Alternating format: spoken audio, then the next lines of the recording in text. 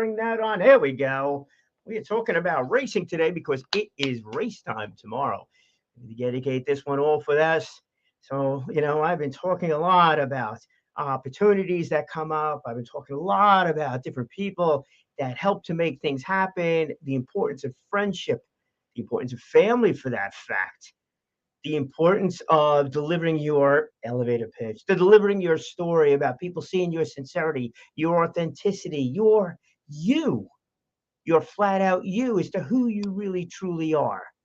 That's right. And you know what? Sometimes, just sometimes, it all comes together. And that's really, really great when that happens. And tomorrow, for a multitude of different reasons, I can tell you that I'm excited about this. It's good to see everybody out again. That's a nice thing too. Nice to see racing, this drag racing thing, come back. But it's about the racing, but it's not the whole picture. Brings back fond memories of when as a family, we used to go to Islip Speedway, Freeport Speedway, and gone out a couple of times with my family, out to Riverhead Raceway. Now it's all of a sudden we got the drag racing. Different? Yeah, it's definitely different. Family? That was the biggest thing that impacted me on that last go around. Crazy? Maybe it is crazy. I don't know, but it really was. When I went out to the track last year, when they had the bring back drag racing the first time in 17 years, I was walking around out there and I just noticed. Well, I took it all in because I didn't know, right? I was at that kid in the candy store, so I was looking at everything, right? Looking at everything, and it's like, what was the biggest surprise thing? I knew the cars were going to be there. I went to the car show, all right, so I saw what they look like. Didn't know how quick some of them would be.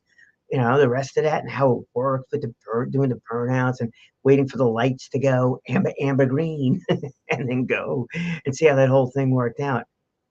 But the stuff that really got to me, was the age gap. No, no, no, the age difference. It's not a gap. It's a difference.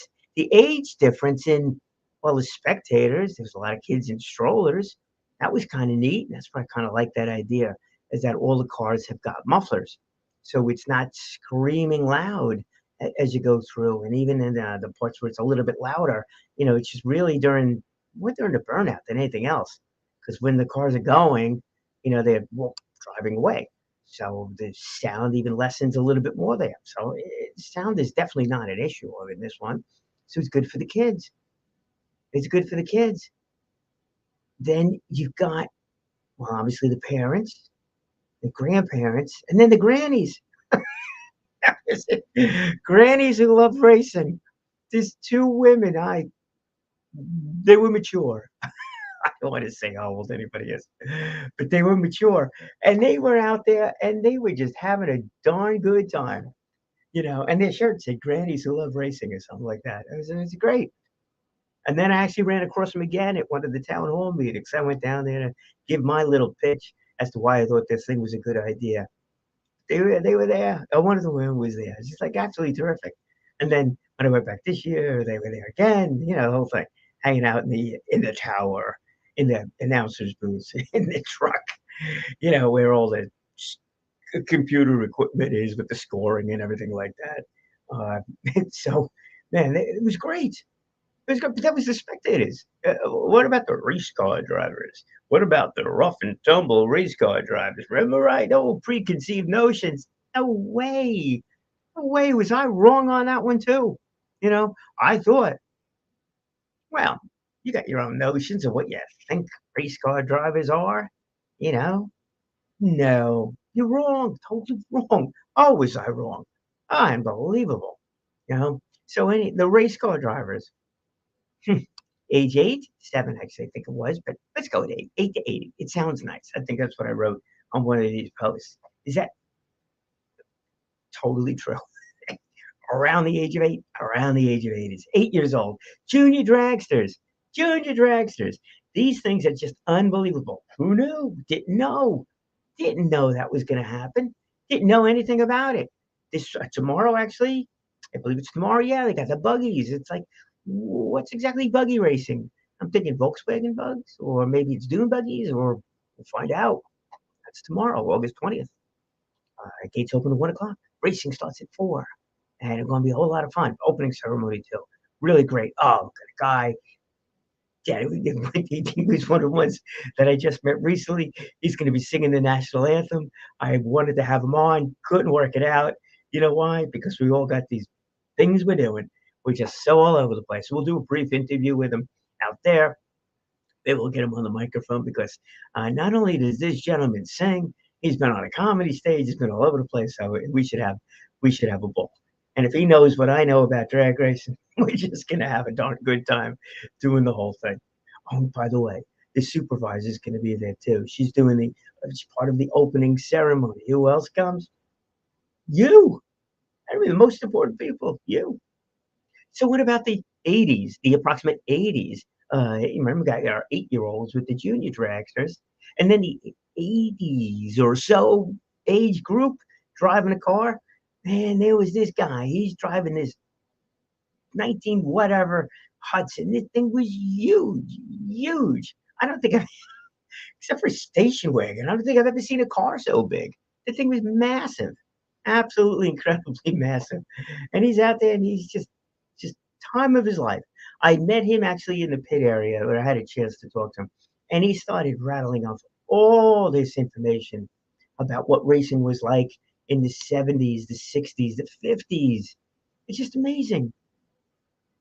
What was really sad though was that how many tracks there were, how many different places to go. National Speedway, Islip, Freeport, Riverhead, of course, Bridgehampton Race Road Course, which actually held Formula One races. Mario Andretti and team were out there. National Speedway, the drag strip, Don Garlitz, and a number of other big name drivers were out there. Imagine that now. Some people have in the past. Some people have tried to get that together, make a quarter-mile drag strip and everything like that out here. Will that come to be? Don't know.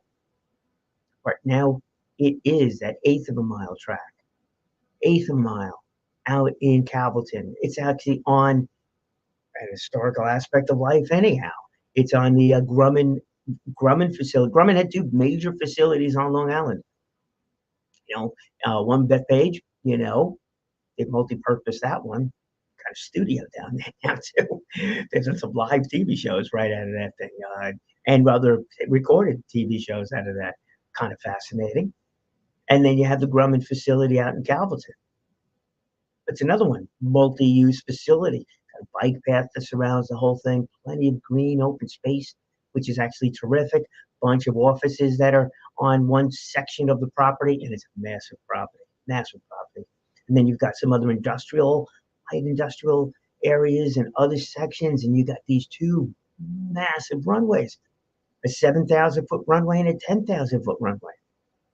This racing is going to take place on the 7,000-foot runway.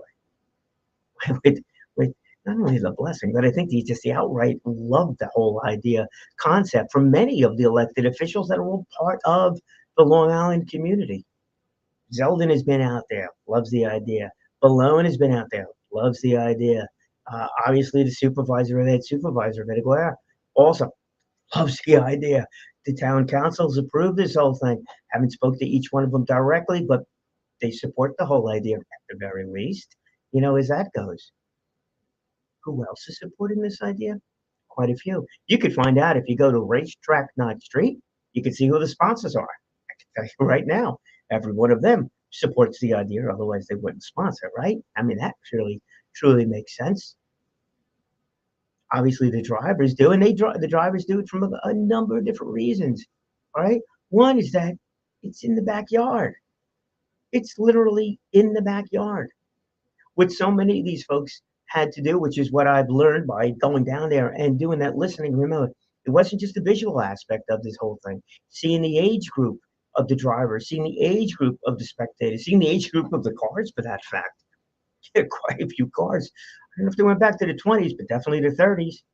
The original, not necessarily original, but definitely the body of the 30s. A lot of these cars were, and definitely modified, all the rest of that stuff. But had their mufflers, had all kinds of safety equipment on there, and all the drivers have to wear helmets. Also, full-blown helmets, not just kind of helmets, full-blown helmets.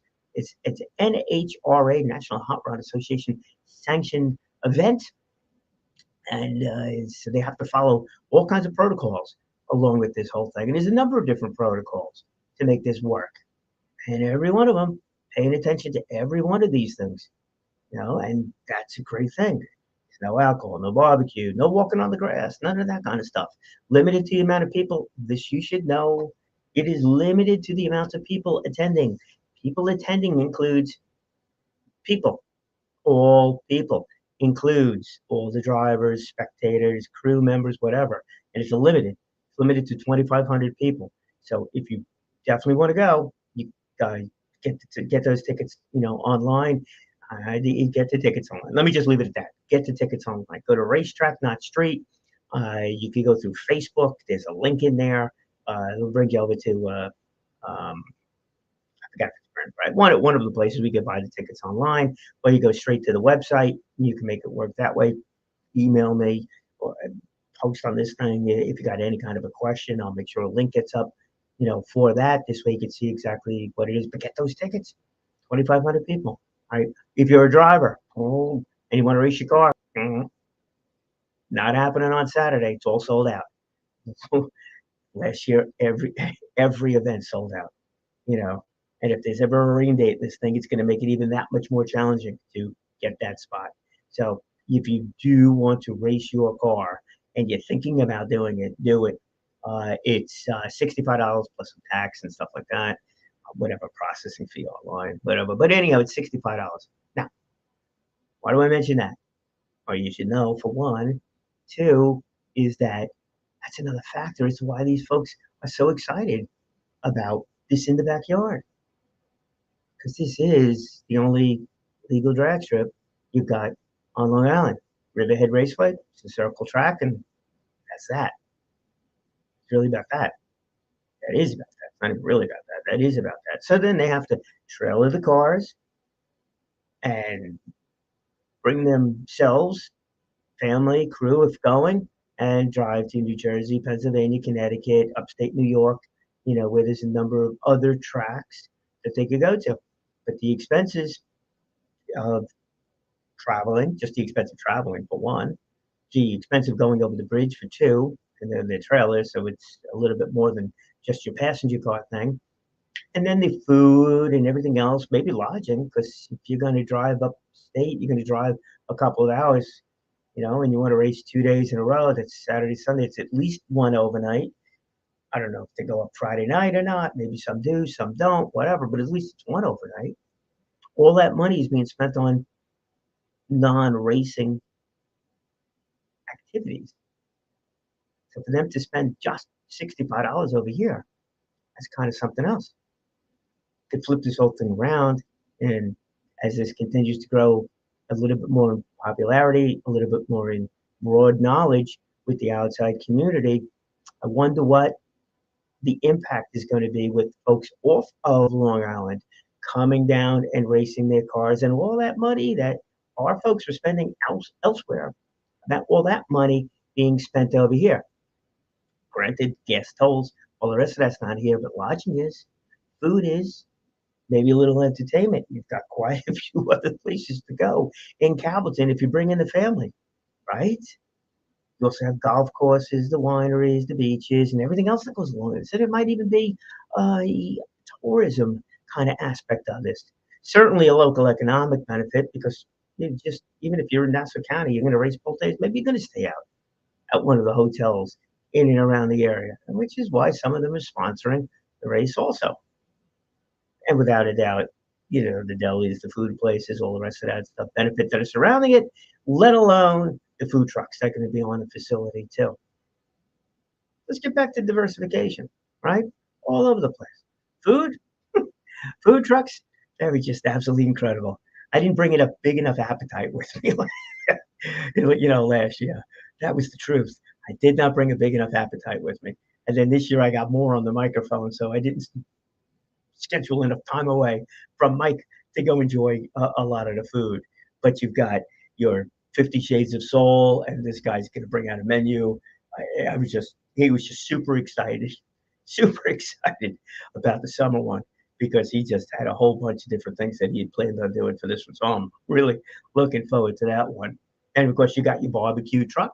You've got Heinz truck, the food truck. That's the one that's affiliated with the Riverhead school system, and the students are out there learning how to operate it. So you got that vocational thing. We could talk about the vocational thing too. Did I even mention anything about racing yet? No, because there's so many other aspects. There's so many other things going on here that it's just like a heck of a resource. A heck of a resource. But the diversification of food is there. Bring in the barbecue, the burgers, uh, the shrimp po' boy, making food, 50 Shades of Soul, variety of different food over there. Great stuff. Absolutely great stuff. Cleanliness factor all across the board. And these folks that are bringing their cars and doing whatever work they do on their cars, they're all set up to go. It's not like they're doing work on their cars in the streets someplace. They got all the stuff they need over there. They're clean. They know they got whatever padding they need to put down. Some of them, it looks like they're setting up a shop. Plenty of space for them to do it too. Plenty of space. Just absolutely great. You as a spectator, by the way, can see all of this. All of this. The stands. The stands are on the first, let's say, third of the drag strips. You can see the whole entire thing. Eighth mile track. You watch the cars do the burnout. You watch them right at the staging area. You watch them go. You watch them finish. Great. Scoreboard. You can see everything, and you get in big numbers. You can see everything that's taking place. Want to get a little bit fancier? You can do that too. All right. There's parking. I forgot what they call it, but there's parking you can do a little bit further down. So if you are got a pickup truck or something like that, you want to sit in the back and watch from up there, you could certainly do that. So that stuff is there also, but you got access. Truly access. It's a beautiful part, I think, of these smaller events. All right, eighth mile, not quarter mile. So you can see everything that's going on. All right, 2,500 people, not 100,000 people. You're there with everybody. It's much more intimate, we'll say, and less place, less overall walking distance, stuff like that. And the drivers are all so super interested in speaking with you and talking about their cars, just like at every one of these car shows that you might go to that I've been going to. Certainly, you ask them about any aspect of this thing, and they'll tell you. They'll tell you. Which is something I'm hoping to do a little bit more so this year, is to focus a little bit more on the stories, not just the sheep I have in front of me, when they're lining up, getting ready to go in the staging area. But it's when they're waiting in their pre-stage area before they're actually in the cars, for that fact, and going through tech and get a chance to chit chat with them, about the car, about maybe a little bit about the setup of the car. Is the bigger tires, smaller tires are better, bigger engine, smaller engine. How to get grip going down. That when you get started on the track and the whole aspect of it. The differences between the big engine, smaller engine, and electric cars. That's right, those Teslas are out there. That'd be pretty wild. But even the buggies, right? So the buggies have got, I don't even know what kind of engines, whether it's motorcycle engines or car engines, who ever know? Who knows? You know. But the interesting thing is, eh, when you get a car with the big engine cars, a lot of power, and they hit the gas, and then the wheels are spinning when they're at the starting area, when they're going starting area, and they're sitting there still doing a burnout, and you got the green light and they're going, and the other car just doesn't have enough power to do a burnout. It's just going, immediately making headway. Who wins? Well, it's the car that hits that finish line first, right? Not necessarily the one who is at the greatest top speed, is the one who gets down there the quickest. So if you're spending all this time spinning those tires at the starting line, and the other car is going immediately, not a tortoise in the hare kind of thing. Am I a little sensitive on that one?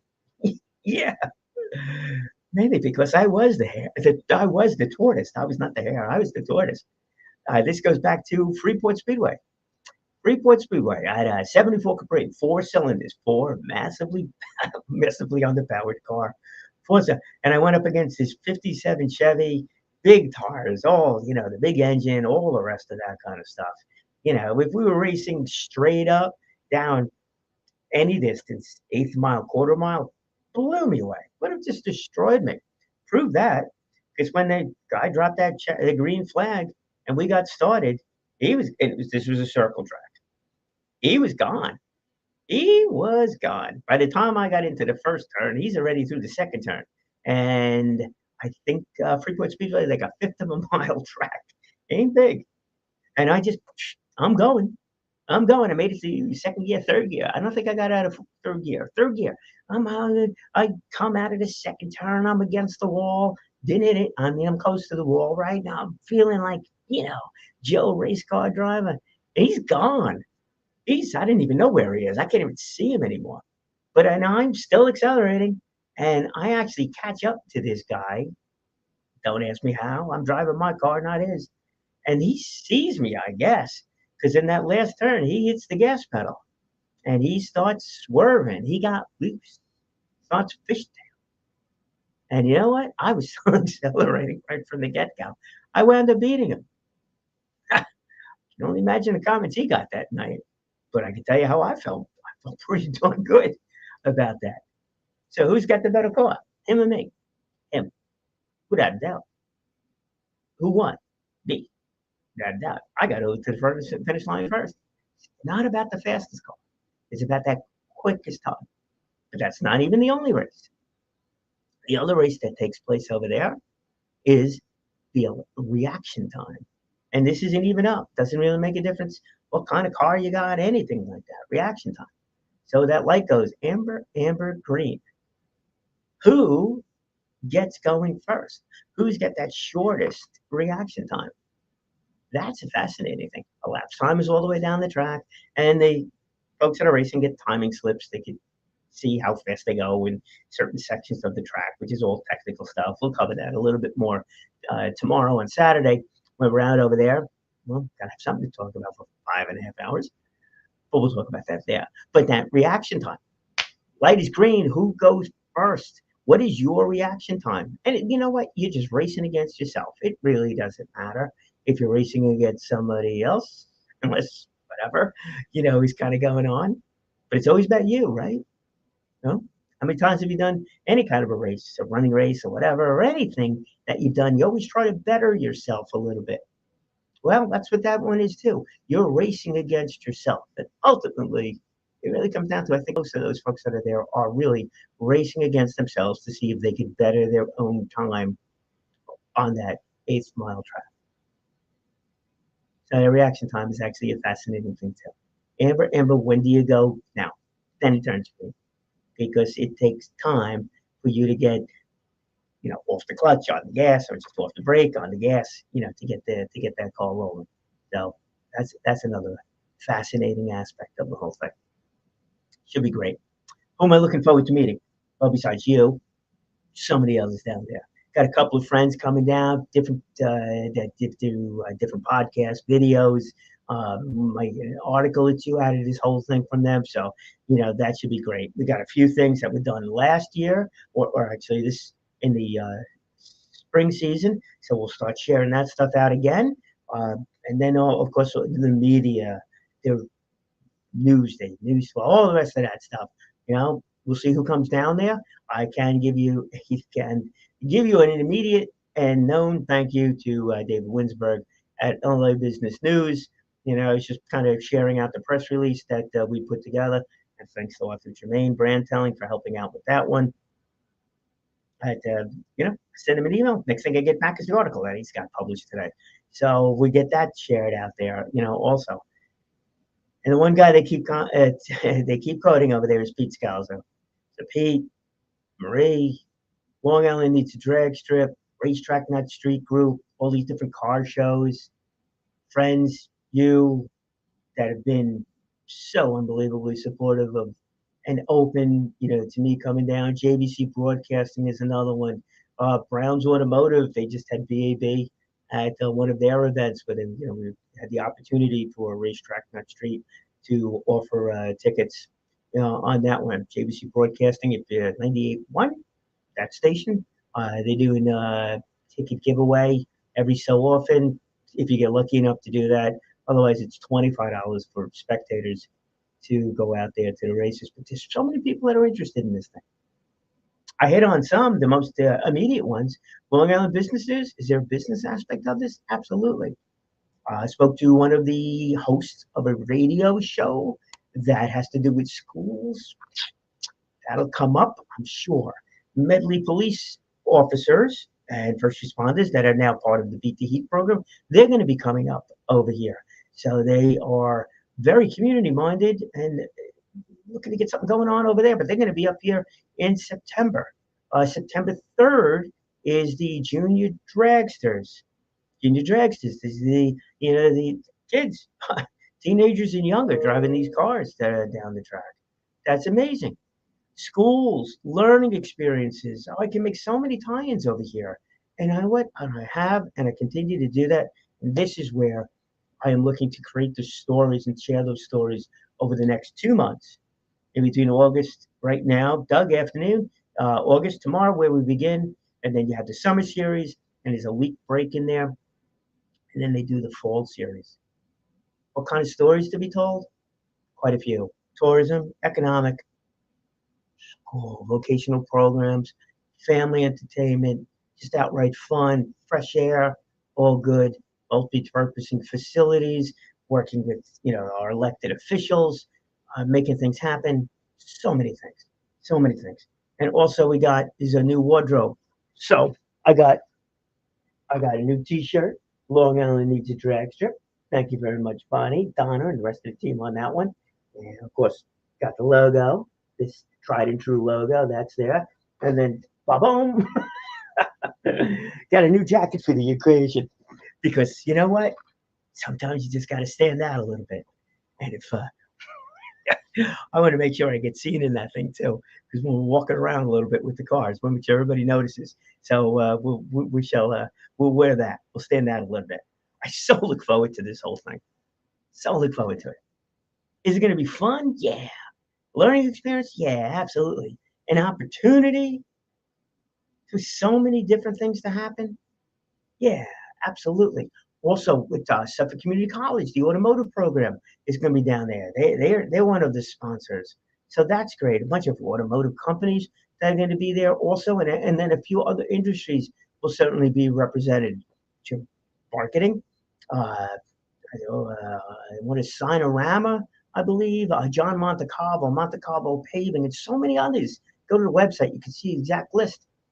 But more important than that, come out to the track. You can see who's there. You can meet a whole bunch of people that are having a whole lot of fun doing something that's unbelievably inspiring. Car racing didn't start a year ago, 20 years ago, 50 years ago. It started 100 years ago, even more than that now, actually. And where did it start? Right here on the Vanderbilt Motor Parkway with Vanderbilt. The Vanderbilt Motor Parkway was the first race course here. That car, the Beast, still around. Actually, it's going to be at the Port Jefferson Hill Climb. You can see that car. Fascinating stuff. It's right here. How many other things got started here that had to do with auto racing? You know what? Look at Marty Hines. He'll be able to tell you that story. And one day, should there be a permanent track? Should there be a museum? Should there be an ability to tell all of these stories and to talk about how much of this stuff is translatable to different aspects of different things? In other words, what students are learning in high school will allow them to fulfill job descriptions at companies that are manufacturing, automotive, obviously, aerospace, construction, and a multitude of other things. You're going to hear so much more about that. And I look forward to being here to help tell that story. And for you that can help me tell that story, here's what you need to do.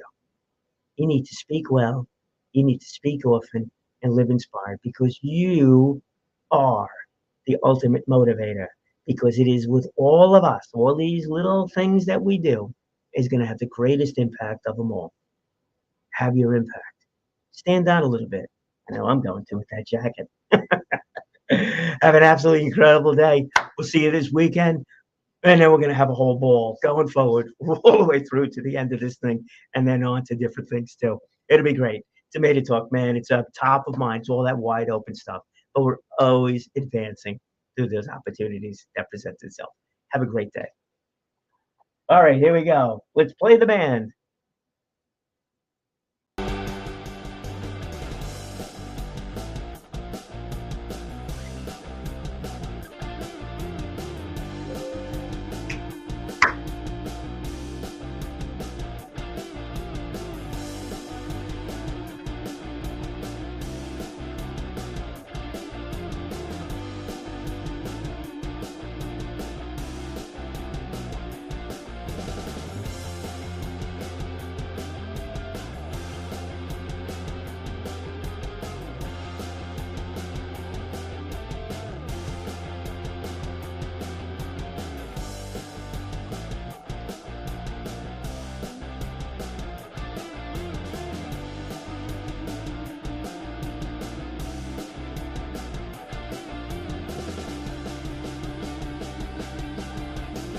There you go. Got that Long Island Business News article up over there. We're going to stick around just a little bit longer. Let's go racetrack. Not free. Johnny, thanks so much for joining in over there. Congratulations on getting that award, man. You deserve it. Uh, you definitely deserve it. There we go. Racetrack Not Street. By the way, Johnny is the one that helped me out in my my broadcasting debut from Racetrack Not Street. Oh, man, that was too good. I was like, hey, I got to tell you something. I'm comfortable with the microphone, but I have no idea how to announce this stuff. He's like, no worries, man. No worries. We got you covered. It's easy to do. Yeah. You know why? Because I get a chance to connect with you, the audience. Beautiful night. All right, that's it. I'm out of here. You got your stuff up there. Have a great day. All right, let's get back to StreamYard and boom.